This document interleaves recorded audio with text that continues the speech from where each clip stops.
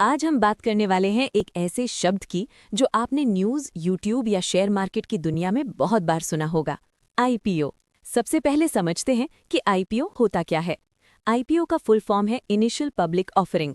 आसान भाषा में समझो तो जब कोई कंपनी पहली बार अपने शेयर आम जनता को बेचती है, यानी पब्लिक से पैसा उठाती है, तो उसे आईपीओ कहते हैं। मान लो मुंबई में एक कंपनी है जो कई सालों से बढ़िया बिजनेस कर रही है।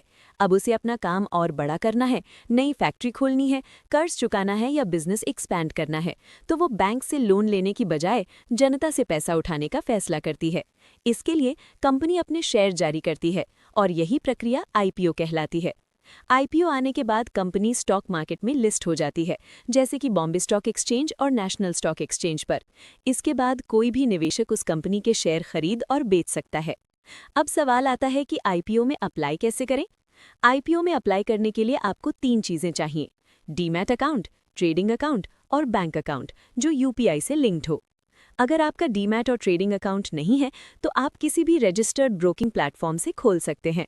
आईपीओ में अप्लाई करने के 2 तरीके होते हैं। पहला, नेट बैंकिंग के जरिए ASBA application supported by blocked amount. दूसरा, अपने ब्रोकिंग ऐप के जरिए यूपीआई से।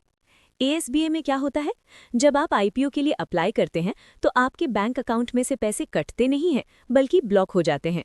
अगर आपको शेयर अलॉट होते हैं तो पैसे कट जाएंगे, अगर अलॉटमेंट नहीं मिला तो पैसे अनब्लॉक हो जाएंगे। अब समझते हैं process step by step.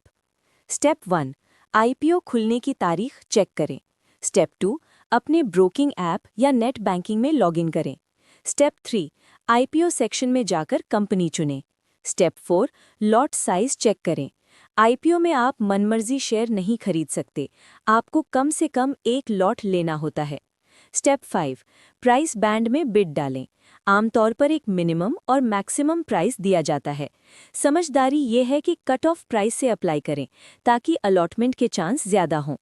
Step 6, UPI ID डालें और पेमेंट मैंडेट अप्रूव करें। इसके बाद इंतज़ार करना होता है अलॉटमेंट डेट का। अलॉटमेंट कैसे मिलता है?